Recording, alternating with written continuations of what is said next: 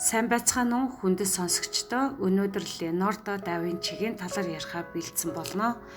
Леонардо да Винчи 1452 оны 4-р сарын 15-нд Италийн Винчи тосгонд төрсөн. Түүний эцэг Сэр Пьеро да Винчи баян хуульч натрууч байсан бол их Катерина ди Липи жирийн нэгэн тариачин бүсгүй байв. Тэд гэрлээгүй тул Леонардо хууль ёсны бус хүүхэд гэж тооцогддог байжээ. Тухайн үеийн заншил ёсоор язгууртан хүүхдүүд ихэвчлэн их сургуульд суралцдаг байсан ч Леонардогийн хууль бус гарал үүсэл түүнд их сургуулийн албан боловсрол олгоогүй. Гэсэн ч эцэг нь түүнийг гэртээ өсгөж бичиг үсэг, математик, латин хэл хөгжмийн анхан шатны мэдлэг олгожээ.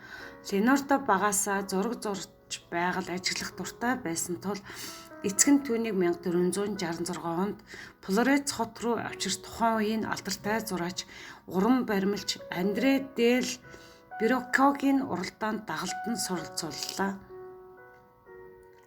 Уран зураг, тосон будгийн техник, уран баримлал, металл боловсролт, архитектур, инженер, анатомийн судлал, перспективийн дүрслэл зэрэг олон чадвар эзэмшжээ. Леонардо богино хугацаанд багшийнхаа хамгийн чадварлаг шавь болж Брюсселийн бүтээлийг хамтран зурдаг байсан.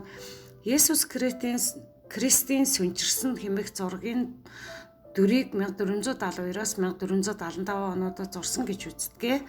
Леонардо да Винчи 20 хүрээгүй байхдаа Флоренцийн зураачдын холбоонд элсэж биедаан уран бүтээл хийх хэрэгтэй болсон. Мона Лизаг хөрөг зураг 1503-аас 1506 онуудад дэлхийн хамгийн алдартай уран зураг загвар нь Лиза Геродийн гих Флоренцийн худалдаачны эхнэр гэж үздэг. Леонардо Спумето буюу уусгаж зурах аргыг ашиглаж маш зөөлөн өнгө гэрэл сүдрүүдийн шилжилтийг гаргаж зурдаг. Түүний нууцлаг инээмсэгэл өнөөг хүртэл судлагцаар байна.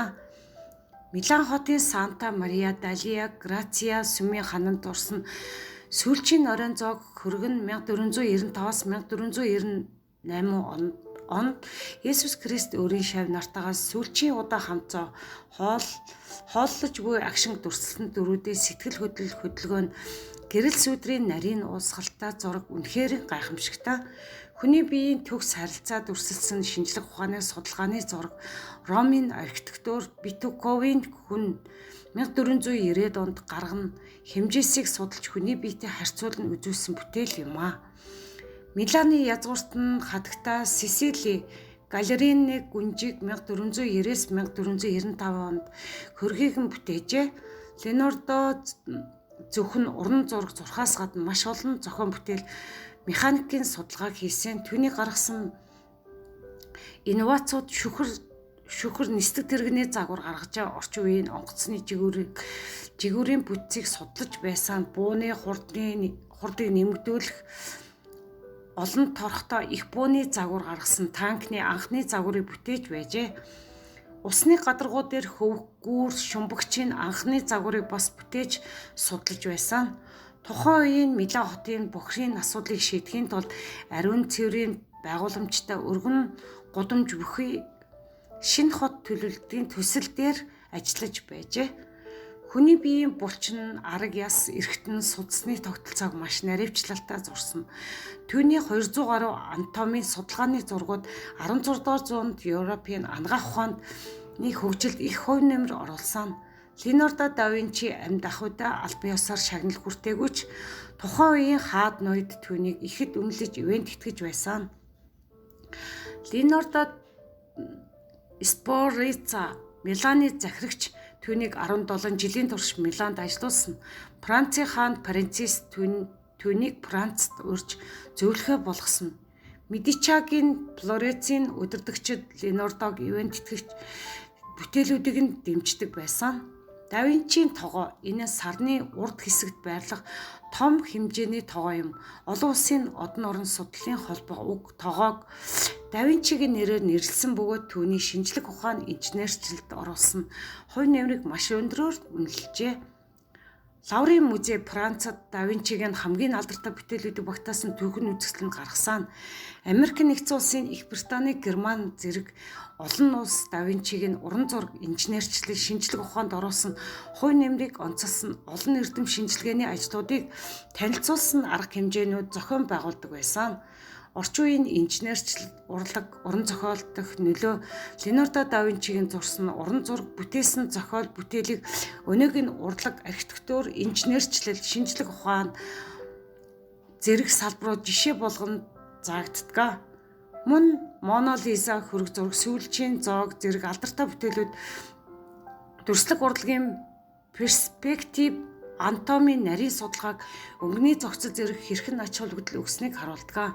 Тэрээр нисэх төхөөрөмж, усан онгоц, шумбагч, аппарат, байлдааны машин, нисдэг тэрэг, робот зэрэг концептуалуудыг гаргаж байсан. Түүний зохиомж шугам зургууд өнөөгийн инженерчлийн үндэс суурь болж байна.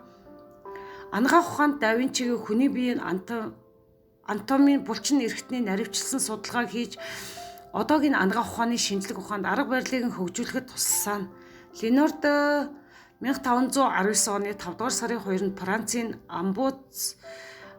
Амбуаз дахь Клюс шилтгэнд 67 наснда таалд өгсөжээ. Домогт өгүүлснээр тэрээр хаан Францисийн гараас атгаж байхад нас барсан гэдгээ. 2019 оны дэлхийд даяар Леонардо да Винчигийн 500 жилийн нойг өргөн дэлгэр тэмдэглэсэн. Түүний нас барсан өдөр буюу 1519 оны 5 дугаар сарын 2-нд ойдон зориулсан олон улсын үзэсгэлэн лекц тусгай арга хэмжээнүүдийг зохион байгуулсан. Леонардо да Винчи зөвхөн өөрийн үеийн бус бүх цаг үеийн сууд сэтгэгч, зохион бүтээгч, уран бүтээлч байлаа. Түүний нэр огторгууд, астрологид болон сарны тогоонд мөнхөрч 500 жилийн нойг дэлхийд даяар тэмдэглэн орчин үеийн шинжлэх ухаан, инженерчил, урлагт үргэлжилт нөлөөсөөр ирсэн. Энэ сайхан гайхалтай хүмүүсийн түүх намтрыг сонсож хамтдаа байсанд баярлалаа. Та лайк, subscribe, сайхан сэтгэлийн комент бичиж үлдээгээрэй. Танд баярлалаа.